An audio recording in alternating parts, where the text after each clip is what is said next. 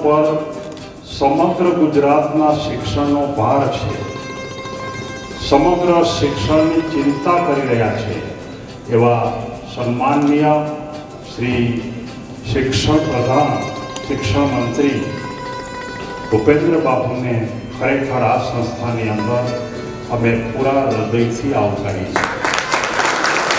સમાજમાં સરકારમાં અનેકવિધ સેવાઓ ચાલતી હોય છે, પણ સૌથી વધારે બજેટ અને વધારે મહત્વ કોઈ બે સેવાઓને આપવામાં આવતું હોય તો એ શિક્ષણ અને આરોગ્ય છે। અને આ બે જ મુખ્ય સેવા ક્ષેત્રમાં પૂજ્ય બાપુ કામ કરી રહ્યા છે।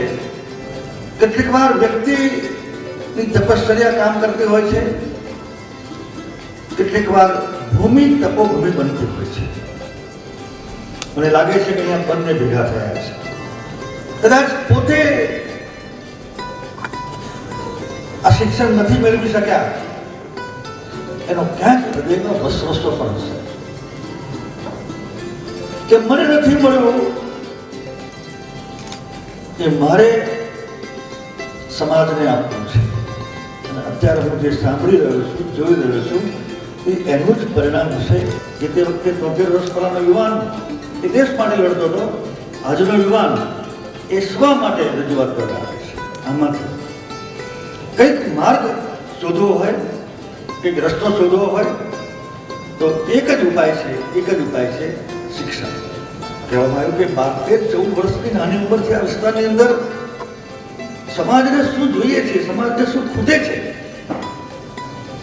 અને જો ઈશ્વર પણ મદદ કરે છે કે પોતાની મર્યાદા, લિટરસીની પોતાની મર્યાદા, પણ બીજું બી જેવા સહાયક મળી જાય એ ઈશ્વરે જ મોકલ્યા હોય, ઈશ્વરે શોધ કરી હોય તો જ થાય।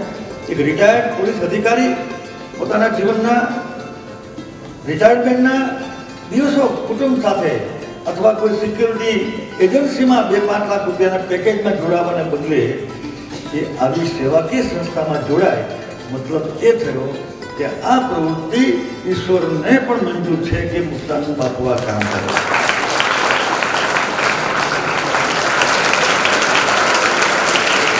પૂજ્ય મુક્તાનંદ બાપુની પ્રવૃત્તિથી સૌરાષ્ટ્ર, ગુજરાત, ભારત કોઈ અજાણ નથી।